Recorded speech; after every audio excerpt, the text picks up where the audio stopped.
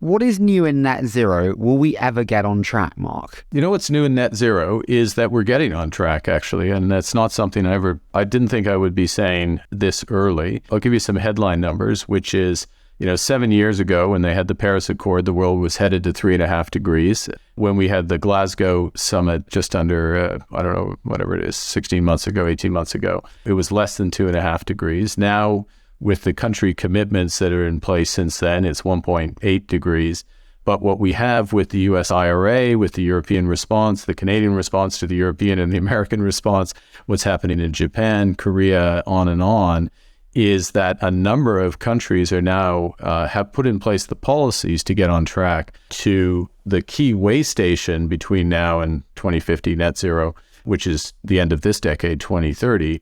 And, these are orders of magnitude of 40% to 50% reductions in emissions. To back that up, I'll just give you 2 data points. One is that the level of clean energy investment, so renewables and other investment, has tripled over the course of the last 5 years.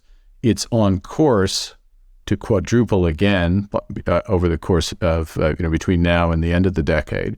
And then if you look at what's happened in the auto sector and the rise of EVs, 3-4 years ago, about 4% of new auto sales were EVs. This year, it's looking like it's going to be closer to 20% worldwide. Those are huge, huge numbers.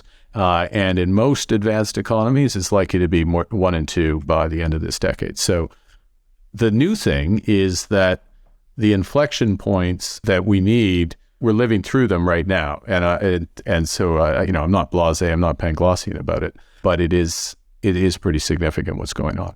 So I'm going to play devil's advocate here, Mark, which is incredibly bold of me considering the size of your brain and considering the size of mine, but I'm going to do it anyway.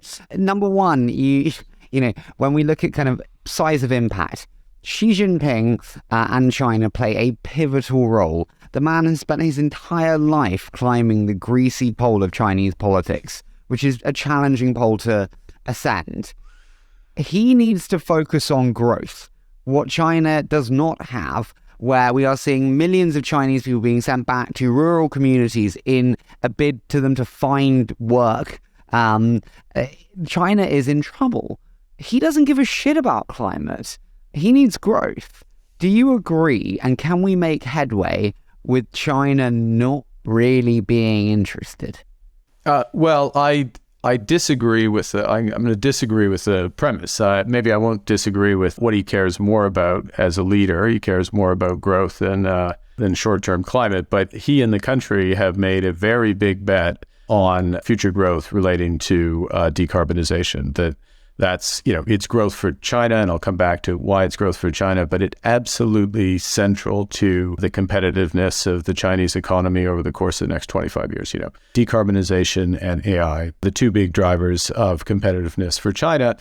And I'm going to back this up in a second, but I'll just make the core point, which is one of the pennies that has dropped for other major economies is that he's right. Xi's right about those drivers of competitiveness.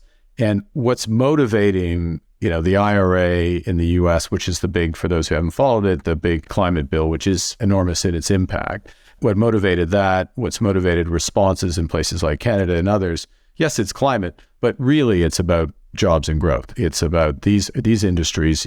If you just hearken back to what's happened in the auto sector and what is happening in the auto sector, if you're not building out an EV supply chain and you're an auto manufacturer, you're dead. Right? That train is leaving the station, to mix my metaphor, and you need to be there so climate goes there. So in terms of, is that really manifest? China accounted for half of clean energy investment last year, about $550 billion US of the 1.1 trillion.